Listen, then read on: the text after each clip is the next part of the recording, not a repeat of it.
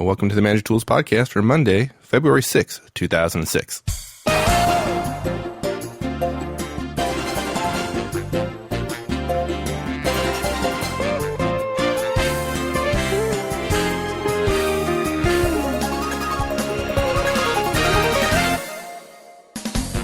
We talked recently about manager communications, looking at the various ways you as a manager can deliver your message and the organization's messages to your team. There's more to talk about there, but we're going to tackle a different type of communication this time. Now, Mark's core skill is coaching managers and executives on their effectiveness.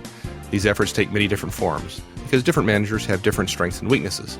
Some managers barely speak to their teams, are not personable, and are perceived, rightly so, as not caring about their direct reports. They wonder why they can't seem to get anything done.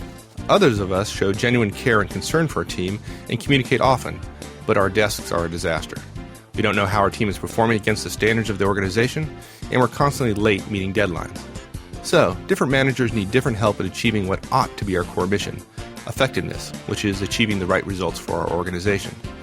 And yet, Mark notices that regardless of their other skill sets, regardless of other strengths and weaknesses, almost all managers and executives he coaches need help with what he calls micro-communications, which is a critical but overlooked subset of interpersonal communications in general. So in this cast, we address some things you can do immediately to become more effective in your micro-communications.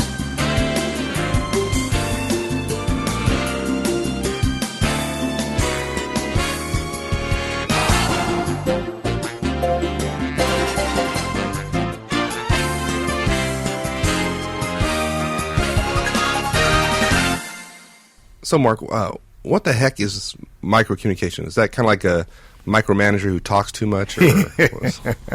No, and in fact, Mike, I'm not even in love with the phrase microcommunications. The reason I call it that is because it happens almost invisibly. That it's these habits that we all have about how we communicate, particularly in organizations, obviously, in our managerial roles, are invisible to us for the most part. And if I just say how to communicate better, most people think he's going to make me a better public speaker. And that's not what I'm talking about at all. So let me start with an example, okay? Okay. I was working with a client several months ago. I was coaching a group of their executives, not an unusual effort for me. And as it turned out, several of them were in an internal technology group, a little bit like your background, where you were serving internal clients in the organization.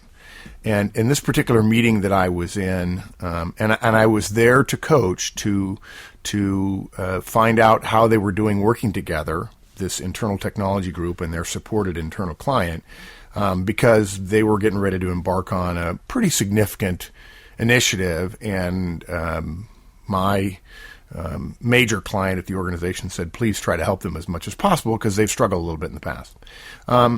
Okay, and they're basically trying to plan operations for the coming year. This is several months ago. And there were about 10 people in this meeting. At one point, now this may seem, I hope people get shocked by this, but quite frankly, I'm afraid they're not going to. One of the key managers was speaking from the line organization. The client organization. Yeah, exactly. Right. The client, yeah. I call them line because this particular person was responsible for revenue, and the internal technology group is not responsible for revenue. But regardless, this particular line manager, this client manager, had come in late to the meeting. And so, just because it was a kind of a small conference room we were in, there were like 6 seats or 8 seats around the table. She was not sitting at the main conference table. She was sitting, behind people at the table. But clearly, an important part of the meeting. She started speaking, and she made a couple of excellent points. And the 3 managers who were sitting at the table in front of her, in other words, almost directly between her and the table, did not even turn around to face her when she was speaking. And it's normal, right? It's we're all at the conference table. They basically let her speak to their backs, and they were sitting within 5 feet of her. Okay, and of course, as often is the case, they had their arms crossed. But okay, it gets worse. They don't even turn around to listen to her. And now I admit these 3 were all in the internal technology group. They were in the service organization, if you will. One of them answered her question, Mike, and he didn't even turn around to face her. The pull of the conference table gorilla in the center of the room somehow is so powerful. And maybe you can justify that from the standpoint, well, that's just the way it's done. But I can justify that that's why they don't have a good relationship. And I'm sure there are people out there who are listening who are saying, well, that's them, it's not me. But I'll tell you what, Mike, I have been coaching executives and managers for almost 20 years, and this sort of stuff happens all the time. Now, tell me something. I mean, we've talked before. Our first cast was about the whole idea of solutions for a stalled technology career, and we talked about behaviors in a meeting. You've seen this, haven't you? Oh, absolutely. And it's amazing people don't recognize they're doing it. But but my reaction when you told me this story the other day as we were talking about this show was, I don't know if that's as much microcommunications as it is just being plain stupid. Well, this is not a show about making people not stupid. Well, if you're, the idea of if your client, internal or not, is asking you a question and you don't turn around to look at her when she's speaking or look at her when you answer, it just seems stupid. But as stupid as I think it is, it does happen. It's prevalent. All the time. Yeah. I would even say something else. You know what? When you say it's kind of stupid because if your client is speaking, I have to tell you, Mike, I think for those technology managers that we have in our audience, I'm telling you, they don't see that person as a client. The first definition of that person, that line manager, that account manager, that marketing person, that operations person that's being served by the technology manager or by the legal manager or the HR manager, they see them, the first definition they have is, well, we're all part of the same company and we're just batting ideas around here, which gets to a whole nother podcast we'll talk about at some point about how you have to emotionally demote yourself to really serve somebody internally. It's not just a battle of ideas. If Mike Ozan, the technology genius, is supporting Mark Horstman, the marketing guy, Horstman thinks that Ozan works for him. Horstman thinks that he has the budget, he's going to give some of it to Ozan, and Horstman thinks Ozan better be responsive. And sometimes internal organizations go, gosh, I wonder why they keep cutting our budget and going outside. Well, in part because the people outside respond to requests from the client, the internal, the line organization, the marketing organization, as if they really, really want the business because there's cash changing hands. So I think that's, that may be part of it. But to me, the really scary part is just that the opportunity exists to create a relationship. And if I know our listeners know how strongly I feel about relationships, but these are micro behaviors, little things we all do that destroy relationships. And when I think about management, and I compare it to large organizations, I say this. There's been a big push in the last 10 years in major corporations to talk about value creation, economic value added. It's all about, did I create value or did I destroy value? Did we deliver, was the return on our investment of time and dollars greater than the actual time and dollars we spent? That's value creation. I would argue that internally as a manager, a big part of your equation in terms of your effectiveness is relationship creation or relationship destruction. Is it creative or is it destructive? And I would say that many of our habits, particularly in meetings, and particularly when there are two different organizations at the table, or there's a potential for conflict, which when there are two different organizations at the table, by definition there is, I think that you have a real opportunity. Your natural tendency is to engage in habitual behaviors, which may very well be destructive to a relationship, and we just take it for granted as well. That's just the way things are done here. Again, so that's the micro part of it. It's the stuff we don't even see. We don't even think about it. And something else too. If you've ever been in a conversation, Mike, I'm sure you and I have talked about this 100 times. If this not only works in terms of your creating relationships, it also makes a big difference in terms of other people's, your perception of other people. If you've ever said in a conversation, I can't really put my finger on it, you said this to yourself, but there's something about him or her I don't like, then you've probably picked up on some of their micro communications. And it's not hard to become aware of your own and to make small changes that make a big difference in terms of destructive or creative in terms of relationship. And you and I have talked about it, one of our favorite books last year, before The World is Flat came out, was Malcolm Gladwell's book, Blink, which talks about this very thing.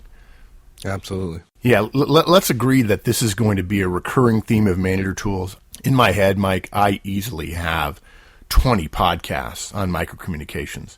And I mean, my notes on this just went on and on and on and on. So I thought I'd kind of drill down a little bit, and we'll take one that probably will bore some people, but it's a powerful one, and it's one that you use probably more than any others, and that's listening.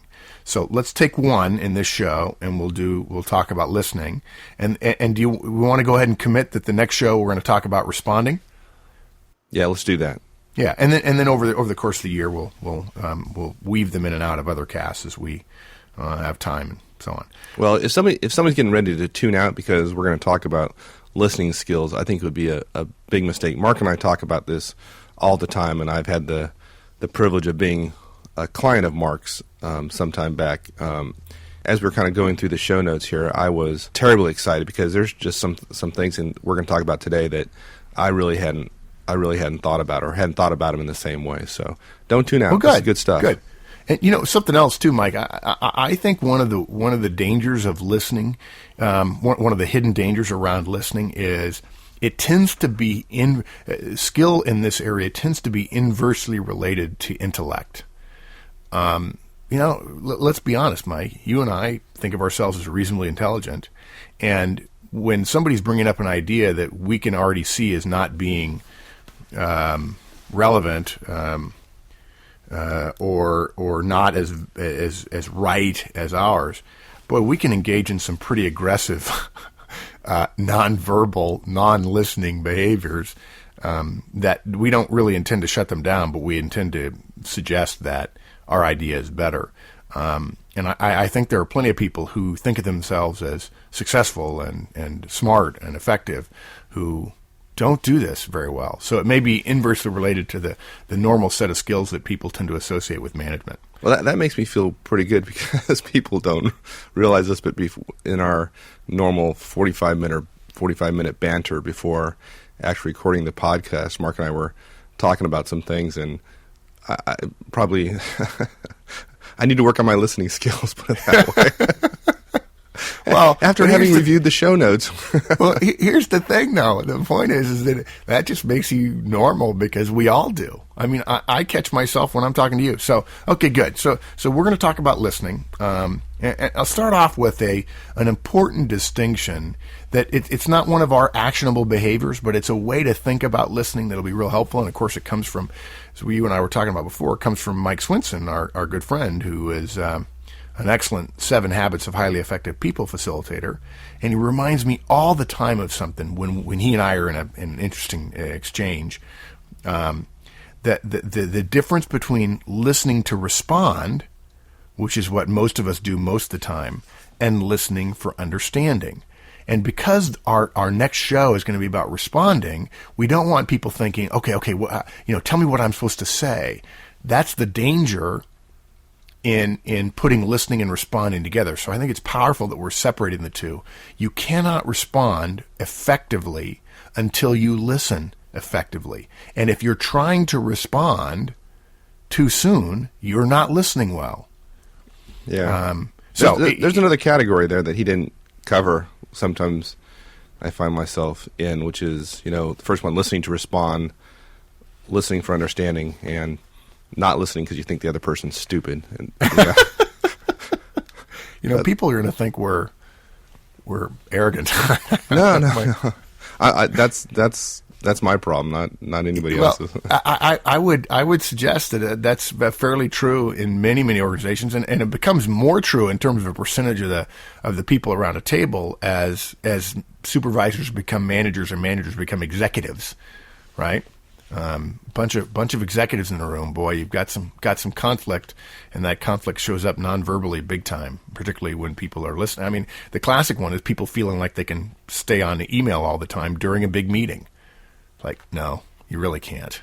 Well, you can. It's just you don't expect to have good relationships coming out of that meeting. So if you ever thought to yourself, if this guy would just be quiet, I'll tell him what he wants to know. Then if you ever thought that way, then you're guilty, as Mike and I are, of listening to respond rather than listening to understand. Okay, so we want to go over the stuff you can do now to get better. That's what Manager Tools is famous for. That's why Mike and I are doing this right now.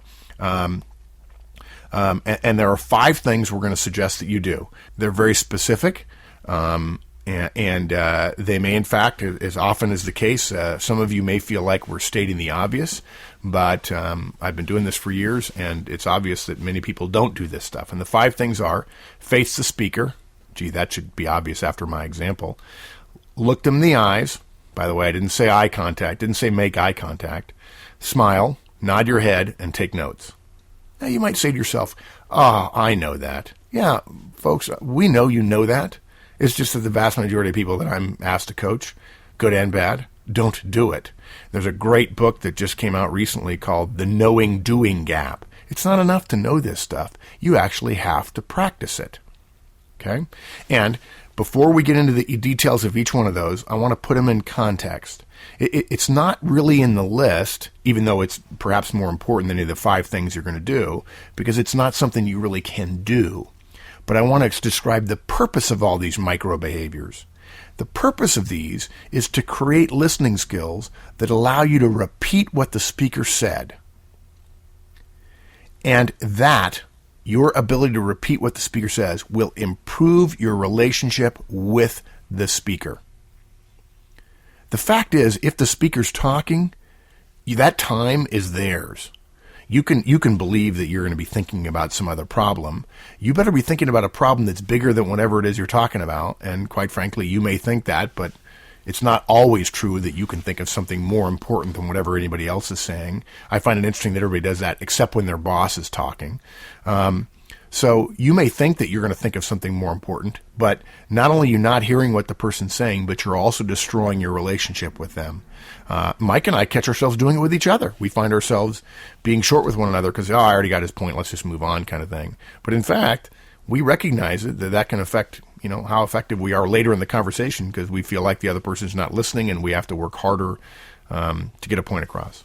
Yeah. Okay. And when we reviewed your show notes and you listed those 2 purposes of listening, one, the ability to repeat what the speaker said and improve your relationship with the speaker while doing so, that was extremely powerful for me because I often find myself, I made the comment earlier about the person being stupid, and I was actually trying to be funny.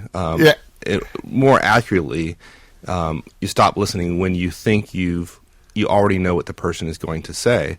So if you're simply listening to get information, you're not going to listen as hard. Now, if you're listening to be able to repeat it, you got to listen a little bit more intently. The even more powerful point for me was, like, even if somebody's talking, they're talking nothing but gibberish and making no sense whatsoever, it's hard to listen to them unless there's another objective. And if the objective is to build the relationship, and I have that in my mind, it is all that much easier to spend the effort to listen because I'm getting something out of it. I'm not getting information, but I'm getting a better relationship. And that is extremely powerful for me. And you know what's fascinating about that, Mike, is you and I have never talked about that, directly. That is one of the 4 or 5 things that makes me a good coach. Is that I am interested in building a relationship with the person that I'm coaching. I'm constantly trying to invest in the relationship because at some point I'm going to have to pull some of that emotional bank account. I'm going to have to say something direct and what will be perceived as negative, even though it might be helpful. It'll point out a gap between where they are and where they want to be. And I know I'm going to have to do that. People are going to ask me for feedback, and some of it's going to be adjusting feedback. And I have found that listening is this huge opportunity to invest in the relationship, to put another nickel into the bank account, so to speak. And I for a long time, this will sound corny, but I didn't know why people liked me. Well, people like me because I listen to them. And believe me, Mike, there are times when people are talking, and I am thinking, you are the CEO of Fantasyland. And yet I nod my head, I smile, I make notes, and so on. And if I do that, it causes me to pause, and I'm much more able to avoid being in direct conflict with them. I may disagree with them, but if I've developed a little bit of a relationship with them, I've invested in the relationship, they're more comfortable when I disagree. So that is the point you just made. is what I keep close to the front of my brain and in my heart when I'm listening to people, and it makes an enormous difference in my willingness and ability to stay through till the end of whatever they're talking about. Right. Well, and it just points to why people do all these behaviors when they're talking to their boss or listening to their boss, because they absolutely want to have a relationship with him. Bingo. Right. There it is. You're right. You know what? If you might want to even add to this, like step 6, if you will, or step 1A, which is, if this person were my boss who's talking in this meeting or this group I'm in, if this person were my boss, how would I be behaving? You're right. That may be it's a simple, it's a device to help people check their behaviors and micro behaviors. Yeah, I mean, Good. Laughing at jokes that aren't funny is simply an extension of the smile and nodding your head. Yeah. Right? Well, it's funny. I have a very good friend that I talk to on the phone every once in a while. Just because of our schedules, we don't often get to talk as much as we'd like. And I told him recently, he says, it doesn't, he happened to be in an airport, and he said, I'm sorry, I'm really busy. I said, no worries, you're in an airport. And he said, when I talk to you, it's really quiet. I said, yeah, you know what? When we talk, I can't do anything else. I'm not able to check email. This is a function of being in my business, I think, and focusing on listening. I don't do anything else. And I will tell you something. People on the phone with me, I'm amazed at coaching clients of mine who are checking mail and checking their BlackBerries, so on. And I stop them. And by the way, folks, that was one of the poor listening habits I exhibited this morning talking to Mark, so guilty. Yeah, I wasn't bringing it. It was somebody else I was talking about, but okay. Fair enough. All right, so let's go through the 5. The first one is face the speaker. And maybe you think it's trivial, folks, but we ain't doing it. It ain't happening. If you want a reason for why it can be so powerful, simply pay attention when others are listening to you. Judge your sense of their level of attention to you at a gut level, who's listening and who's not, and then notice their body position relative to you. If they're really listening, if you get a high sense that they're listening to you, I guarantee you they have turned to face you. Now, when someone speaks and you're listening, wherever they are, it's very simple. Turn your entire body to face them. If they're next to you at a table, swivel towards them. The goal is to get an invisible line that goes through your chest and shoulders to be perpendicular to the line connecting your body to theirs. I knew I went to geometry in ninth grade for a reason. You're such a geek. I'm sorry. But you know what? I know it sounds corny, Mike, but that's what I think about. I put a line between my shoulders and my chest, and I go, okay, how do I turn? And I actually think of myself as a little bit of a mannequin. Because I'm a fairly lazy person physically. I like to slouch at the table. I don't need to sit up and be impressive in order to have my ideas heard. A lot of times I'm whispering to somebody at a conference table. But for some reason, that person in the center of the table that doesn't exist, everybody turns and faces the center of the table, and I think it's silly and it's ineffective. Do it differently than everybody else. Turn your shoulders, turn your shoulders, turn your shoulders. That is step 1 in becoming a better listener. And not just becoming a better listener so you can repeat what they said, but to Mike's point, so that they will believe that you are listening and you'll be getting chips in the game for the relationship you have with them. Yeah, that turning your shoulders is very powerful for me, because I think of it, when you say face the speaker, I see people all the time. They turn their head toward the speaker, but they don't turn their shoulders. Clearly, facing the speaker is tantamount to looking at the speaker, and that's not true. Yeah, interesting. If you're at the table and there are people behind you, watch what happens to your left and right when the person behind you talks and you spin around. They will immediately turn to a great more degree than they would have were you not to have done that. And they intuitively understand at a level that they've buried beneath their thinking about whatever the problem they're thinking about. They have buried the lack of respect, if you will, that comes from leaving your back turned to a person. And when you do it and they become aware of the gap between what you're doing and what they're doing, they immediately start turning around. Okay. Number 2, look them in the eyes. Now, I do not say make eye contact. I don't know how you make eye contact. It's something I've never understood in terms of a phraseology. I think it's a euphemism. Your part of a relationship that occurs when somebody speaks is to look into their eyes. If they look away to somebody else, you're not relieved of your responsibility. In fact, if you're looking in their eyes, you're going to gain information that you won't even have to think about. It'll happen naturally. You're going to gain information about who they're looking at when they say certain things. If you're not looking at them, you're not gathering data about who they are, and what behavior they're engaged in that may be subtle or not, or political or not, or devious or not in a meeting. If you're not looking in their eyes, you can't guess where it is they're looking. Certainly, every once in a while, you can look away to see who they're looking at a particular time. But boy, I can't even count, Mike, the number of articles I've read and research I've read that says speakers feel better about the audience members who are looking at them when the speaker finally makes eye contact with the audience member.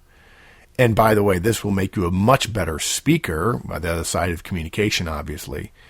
If you're looking at speakers, you will be better naturally at making eye contact when you're speaking. Now, I will make a point here. Some people say, I'm uncomfortable making eye contact. And I'm going to bring out the dark mark and say, well, gee, I'm really sorry. You can either choose to be effective or you can choose to stay in your comfort zone, whichever you like. Just don't complain to me that you don't have great relationships because you're not comfortable making eye contact with the speaker. If you're not comfortable making eye contact with the speaker, I dare say you're going to be uncomfortable making eye contact with one of your direct reports when you have to give negative feedback at the end of your review. And there's just no excuse for that. In fact, if I had a manager working for me who refused or simply could not, and I couldn't figure out a way to coach them, I'd start looking for ways for them to go somewhere else and be successful working for somebody else. All right. Is there a time that you would not want to make eye contact with somebody where it's a particularly embarrassing moment or other reasons like that? There are probably a bunch of them. I haven't really. Let me put it this way. That is the last 10% of perfection. The first 90% is starting to make good eye contact. If we could just get everybody making eye contact all the time, and I say all the time loosely because if you go much past about 80% when someone's speaking, you're probably staring. Whereas in interpersonal discussions, if it's one-on-one, eye contact in the 65 to 70% range is considered normal, and much more than that is staring. So, yes, I could probably think of some things, Mike, but for now, I think the focus ought to be on, let's just get people looking at the speaker. Right. And most people are so poor at this that you really don't worry about somebody going out and being perceived as staring because they'll have to work just to get to the 60% level. Yeah. You said what I intended to say, and you said it in 30 seconds, and I took 2 minutes. Yes, exactly. It's like somebody saying, I want to learn how to play football. Can I go to the NFL? No. One step at a time. Okay. Number 3, smile. I'll never forget the manager who told me, smiling's not part of my job description. And, oh, you're kidding me. Yeah. And he's not a warm person. He was very effective in his own way and in his role in the organization. But of course his role was growing and people were working for him now. And my response is, no, you're right. But it does require, your job description does require you to be effective. And now that you work with people, sorry, but you'll have to smile. He says, well, that may be a stumbling block for me. I said, oh, yeah, believe me, it will be. When your boss asks me at the end of the week, after I spend time with you and several of your peers, when he asks what the issues are, I'm going to say, well, one of the things we need to work on is Joe's ability to smile because he's not willing to do it. I have to say that smiling may be the single most powerful thing I do to help my professional success. Aside from the dark mark, it boils down to maybe it just boils down to the fact, Mike, that I was born a happy person. I always feel like my glass is half full or actually full to overflowing. I assume that everybody, every single time, even if I have some data to the contrary, when they start to speak to me, mean well, and I'm going to benefit from it. So I smile. I don't have to smile about the content. I'm smiling about the relationship. Of Going back to your early comment, what was so powerful for you? I'm focusing on the process of communication and the fact that we're in the same room and we're trying to work things out, and the fact that it's not going well at the time. I can still smile because at least we're in the room. There's a worse situation, which is we've all bailed out and said, to heck with you guys. We don't care. No more, we're willing to be in open conflict with you. So when someone speaks to you, look up from what you're doing, whatever it is you're doing, stop what you're doing, and smile at them. Look, it doesn't have to be a rolling on the floor laughing smile. It doesn't have to be a Hollywood smile. It can be a half smile. It can be a crooked grin, whatever you like. Don't do it while you're looking away. But I'll tell you, if you're a boss and somebody comes into your office and you look up real quick and say, hey, and you don't smile and you go back to what you're doing, you just insulted them. They probably screwed up the courage to come in and see you in most cases, and you just basically told them, you're interrupting me, make it brief. And if they're going to tell you something specific about a project or their family or whatever, you just lost the ability to get some information. If you're going to allow them to interrupt you, you might as well make the interruption effective, and that means smiling. If you're going to be in a meeting and you're going to be listening and they're going to continue talking, you might as well smile at them so you get the best possible chance of hearing what it is they say. It'll bond you with them, and it'll make you more likely, subconsciously, to continue listening even when you really want to be doing something else. Okay? Good. All right, next. Number 4, nod your head. I don't know how much more I need to say about this, but speakers actually are aware of the entire room around them.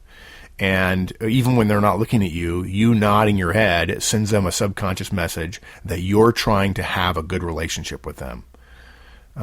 In fact, part of the reason I say nod your head is because some people listen very stillly, and in doing so, it's perceived as a negative often by the speaker. If a speaker just sees someone in the audience staring at them with a sort of a passive or a stony face, there's some negative associated with that. So nodding your head is a big relationship helper, even when they look away. They're going to, if you do that, they'll come back to you a little bit like a port in a storm. And if they do that at touchy moments, then you're increasing the chances that you're going to be the person that breaks a logjam of a potential conflict with this person. They're going to turn to you, and they're going to perceive you as more likely to find the middle ground. And one other thing, we talked about relationships here, Mike. I am suggesting you nod your head even when you disagree with somebody. Yeah, that's powerful.